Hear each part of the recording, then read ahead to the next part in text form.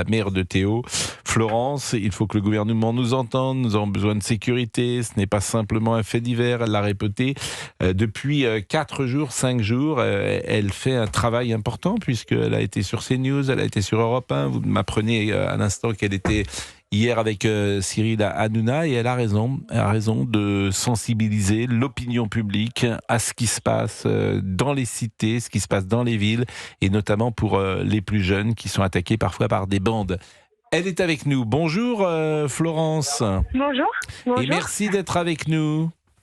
Merci à vous d'être toujours là, encore. Non, on est là parce que effectivement on vous accompagne. Est-ce que vous pouvez nous dire cette marche s'est terminée il y a quelques minutes ? Oui, les gens sont encore, certaines personnes sont encore là, c'est incroyable. Je sais pas quoi vous dire. Je suis tellement,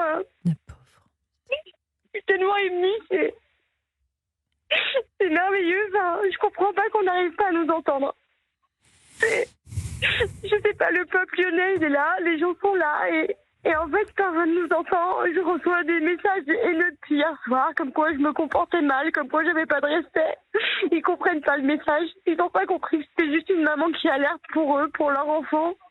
Une maman qui est en souffrance et qui en peut plus, en fait, parce que je porte tout sur mes petites épaules et personne ne me tourne la main. J'ai une famille d'agresseurs qui est venue m'accompagner, qui est venue me parler. Vous imaginez où on en est ? Eux ont pu réussir à venir. Ils ont marché avec moi alors que leur fils est un agresseur. Aujourd'hui, je peux vous dire qu'il y a des agresseurs qui ont été mis encore en garde à vue ce matin dans l'affaire. Voilà. Donc, Florence, je veux que vous me précisiez quelque chose parce que je ne suis pas sûr de bien l'avoir compris. Vous avez dit que des parents de l'agresseur de la bande de Théo sont venus défiler avec vous, c'est cela ?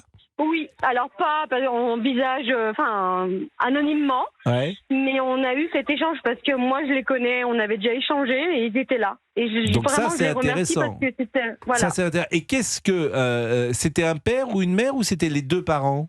Non, c'était le frère. C'était le frère, d'accord. C'est intéressant d'ailleurs parce que le frère c'est pas le père et le frère évidemment c'est pas la mère non plus. Alors malheureusement la maman est à l'hôpital. Bon, écoutez, ceci explique cela. Mais qu'est-ce que vous a dit d'abord, et qu'est-ce que vous a dit ce frère, parce que ça m'intéresse ? Il m'a dit pardon. Quel âge il a ce frère ?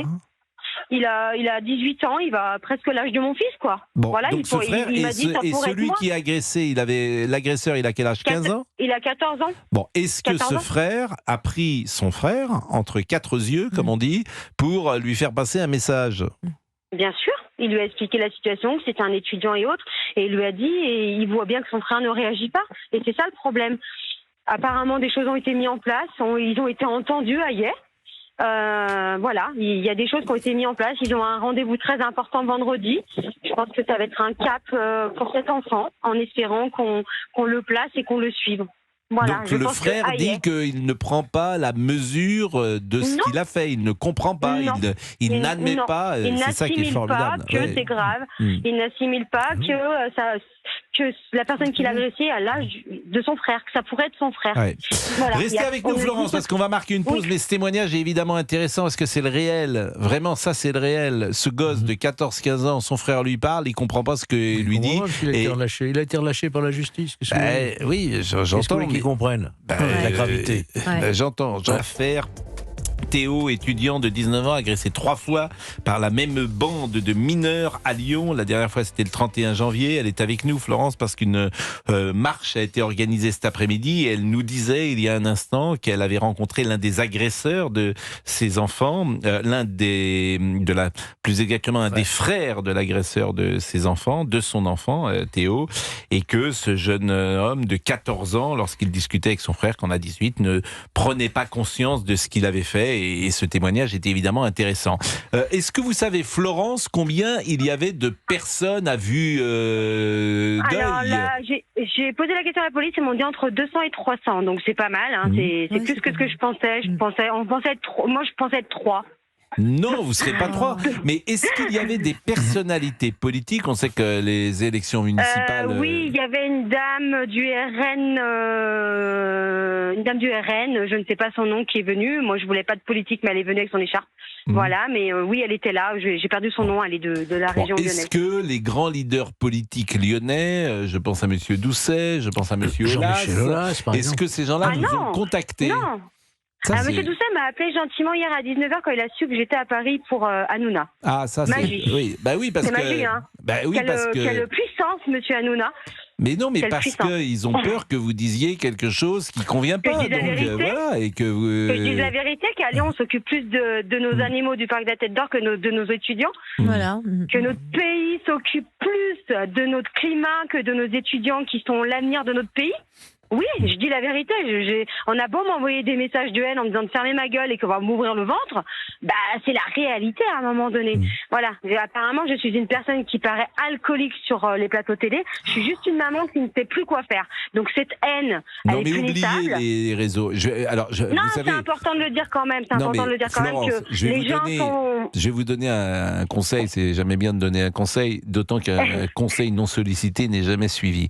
Mais c'est vrai que vous n'avez pas forcément l'habitude de l'espace médiatique. Je vous conseille de vous protéger. Protégez-vous et ne regardez pas et n'écoutez pas ce qu'on dit de vous. Déjà, lorsqu'on est habitué, c'est pas toujours facile. Donc, protégez-vous. Pensez à vous, Florence, et fermez Twitter.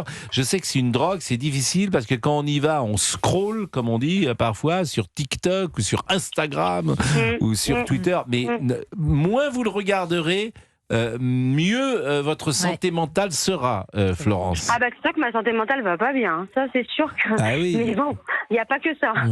Il y a oui, mais faites attention à vous. Faites attention à vous dans cette période parce que c'est dangereux, effectivement, l'exposition médiatique. Des nouvelles de Théo?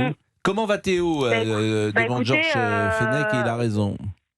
Bah Théo, ça va pas. Enfin, voilà, on a eu la chance d'avoir un rendez-vous avancé. Donc jeudi, on va aller faire ce scanner cérébral et refaire des examens toute la journée et on va avoir des réponses. Mais il n'a pas pu commencer la kiné parce que quand il descend les marches de notre maison, on est à étage, il a la tête qui tourne, il est pas bien, il mange pas, il est épuisé et puis il a peur pour moi. C'est un petit peu bête, mais c'est lui qui a peur pour sa mère, quoi. Alors que c'est moi qui devrais avoir peur pour lui. Vous voyez, c'est. Bon, il était évidemment présent dans cette marche, Théo. Pas du tout. Il n'en est pas capable, mon fils. Non, il n'en est pas capable. Non, il n'était pas capable de prendre la voiture 45 minutes pour venir à Lyon, 45 minutes et voir tout ce monde. Voilà. Et puis, je pense que de rencontrer, il y a d'autres victimes de nos agresseurs qui étaient là. Et on les a découverts et c'était poignant. Et puis je pense qu'il faut le protéger aussi, que sa tête ne tourne pas de partout, que ça soit pas un petit peu la personne à abattre. Dernière chose, Florence, est-ce qu'il y avait des médias? Est-ce que tous les journaux de Lyon étaient là? Est-ce qu'il y avait des radios de Lyon, des télés et d'autres télévisions et d'autres radios, même que Europe 1 et des radios ou télévisions nationales? Alors j'ai France 3 qui était là, j'ai le Progrès qui était là, j'ai Europe 1, CNews, il y a un petit je me rappelle plus, c'est lyonnais, j'ai perdu le nom du monsieur, je suis désolée, qui est venu aussi. Et puis après, il y a plein d'autres personnes, mais j'ai oublié, mais pas de chaîne nationale. Mais après, les chaînes nationales, je les avais prévenus, c'était trop tard. En plus, c'était avant. Elles auraient pu peut-être se renseigner. Mais ce qui est dommage, et on le dit souvent, c'est qu'il y a des... chaque média a son actualité qu'il privilégie. Alors, ça a toujours plus ou moins existé. Il y a 50 ans, l'actualité du Figaro n'était déjà pas celle, sans doute, de l'Humanité, où si c'était la même, elle était traitée différemment. Mais ce qui m'ennuie un peu, c'est qu'il y a parfois des bonnes victimes, des mauvaises victimes, et Théo, pour certains, ce n'est pas une bonne victime. Donc, écoutez, sur TF1, dimanche soir, on a vu au journal, il y a eu un reportage sur des victimes de gens qui venaient sonner chez eux. Donc ces gens-là vivent un calvaire, c'est sûr, mais je me suis posé la question, est-ce que mon fils est plus victime qu'eux? Apparemment, non. Voilà, c'était une histoire de sonnette la nuit chez les gens, donc c'est triste, c'est compliqué pour eux, ils vivent un calvaire, mais mon fils n'est pas passé loin de la mort. Voilà, faut pas l'oublier ça. Ça, je suis d'accord avec vous. Je vais vous remercier, Florence, et puis on pense évidemment à Théo. Merci infiniment on vous pour lui. embrasse tendrement. Et de toute façon, on garde le contact. Vous étiez hier à Paris. Moi, je vous lance l'invitation de la même manière, si vous voulez venir sur notre plateau de CNews. Avec plaisir. Je viendrai vous voir. Je vais me reposer un petit peu, mais je pense que je viendrai vous voir après. Exactement. Protégez-vous.